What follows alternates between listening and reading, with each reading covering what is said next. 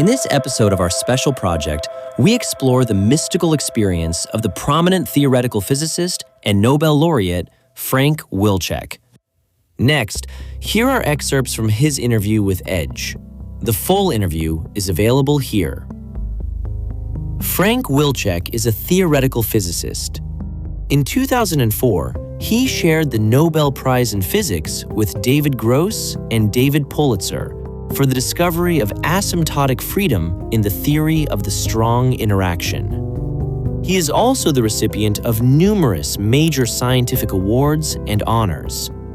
Wilczek has made important contributions to the study of axions, anyons, asymptotic freedom, phases of color superconductivity in quark matter, and many other areas of quantum field theory. His work spans an exceptionally wide range of subjects, from condensed matter physics and astrophysics to elementary particle physics. With that, let's turn to Professor of Physics at MIT, Frank Wilczek.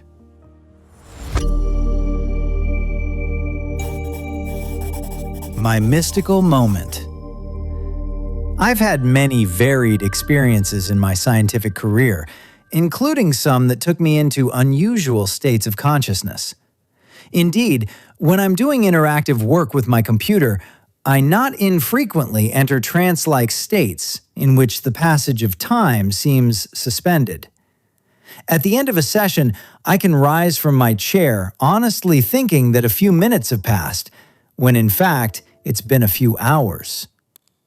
3 times, upon suddenly seeing right through important problems that I'd been struggling with, I've had quasi-orgasmic experiences of mental release. But I've had only one experience that qualifies as mystical. It satisfied William James's 2 main criteria for such experiences. The first of those is ineffability. It defies expression. Since I'm aiming to tell you a story, ineffability is an inconvenient feature.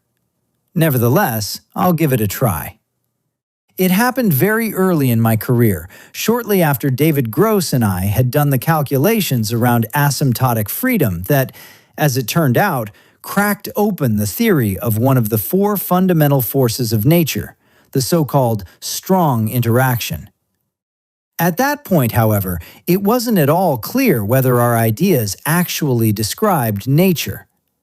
The crucial experiments had not been done, and they looked, at best, to be far in the future. Still, I was getting encouragement, if not from nature, then at least from other physicists. The mystical moment came while I was visiting Brookhaven National Laboratory on Long Island. Somehow, I don't remember how exactly, I wound up alone, standing on a jerry-rigged observation platform above a haphazard mess of magnets, cables, and panels. This was a staging area for assembling detectors and renovating pieces of the main accelerator there, the alternating gradient synchrotron. I must have gotten separated from my host for a few minutes. In any case, there I was, alone inside an aircraft hangar-sized metallic box, staring down at the kind of equipment that people use to explore the fundamentals of nature experimentally. And then it happened. It came to me, viscerally, that the intricate calculations I'd done using pen and paper and wastebasket might somehow describe this entirely different realm of existence, namely, a physical world of particles, tracks, and electronic signals created by the kind of machinery I was looking at. There was no need to choose, as philosophers often struggled to do, between mind or matter. It was mind and matter. How could that be? Why should it be?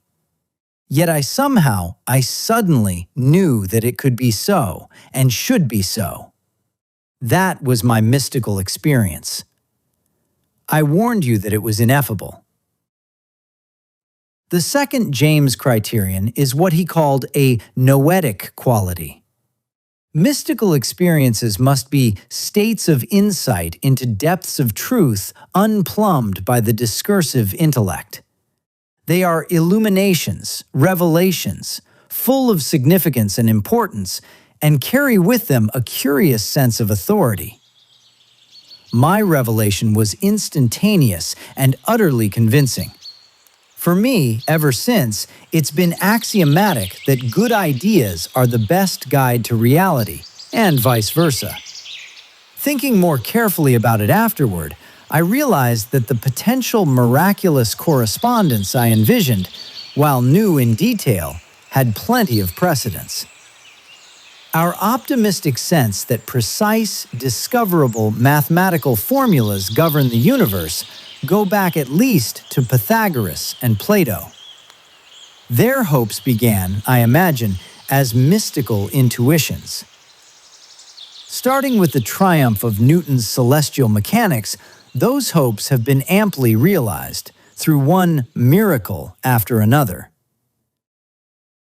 In 1960, Eugene Wigner, who showed the power of mathematical symmetry in quantum theory, wrote a famous essay entitled "The Unreasonable Effectiveness of Mathematics in the Natural Sciences." It ends, "The miracle of the appropriateness of the language of mathematics for the formulation of the laws of physics is a wonderful gift which we neither understand nor deserve. We should be grateful for it and hope that it will remain valid in future research and that it will extend, for better or for worse, to our pleasure, even though perhaps also to our bafflement, to wide branches of learning." You don't need a mystical moment like mine to get to that conclusion, but it helps.